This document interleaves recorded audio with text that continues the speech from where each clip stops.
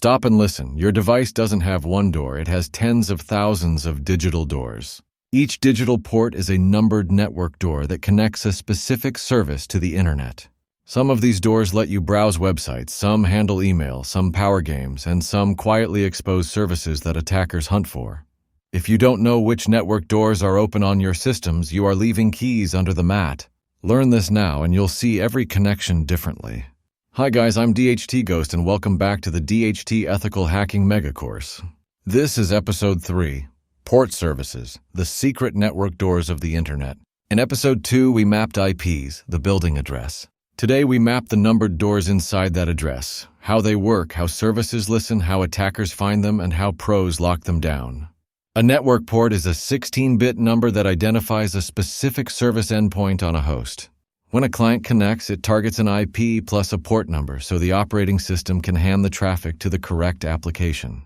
There are 65,535 possible ports. Ports 0, 10, 23 are well-known ports reserved for standard services, 80 for HTTP, 443 for HTTPS, 53 for DNS, 22 for SSH. Ports 10, 24, 49, 151 are registered for vendor applications. Ports 49, 152, 65535 are ephemeral, temporary ports chosen by clients for outbound sessions. Services are the programs that listen on these network doors. A web server like nginx or Apache listens on port 443. An SSH daemon listens on port 22. A database might listen on port 3306 or 5432. If no service listens, the port is closed. If a service listens but is misconfigured, unpatched, or exposed to the public internet, that port becomes an access point for attackers. A port itself is neutral. The risk comes from the service behind it. Discovery is the first step in both attack and defense. Tools like nmap probe address ranges and report which ports respond and what service banners reveal. A simple nmap scan can show open network doors and versions of services. Defenders use the same scans to inventory assets and find unintended exposures. Running regular scans and comparing results over time reveals configuration drift, unauthorized services, and risky exposures. Operationally, NAT and firewalls change how ports appear externally. NAT rewrites source addresses and ports so many internal hosts share a single public IP. Firewalls filter traffic based on IP and port rules to allow only required services. Good practice: minimize the exposed network doors, enforce least privilege rules, and log all accepted connections. Practical checks you can run now. On Windows, run netstat and to list active sockets and listening ports. On Linux, IaaS, macOS, use SSH or netstat tool. To see service details and processes, pair those with lsof or SSP. For external discovery, run a safe nmap scan on your public IP from a trusted network or use an external scanner.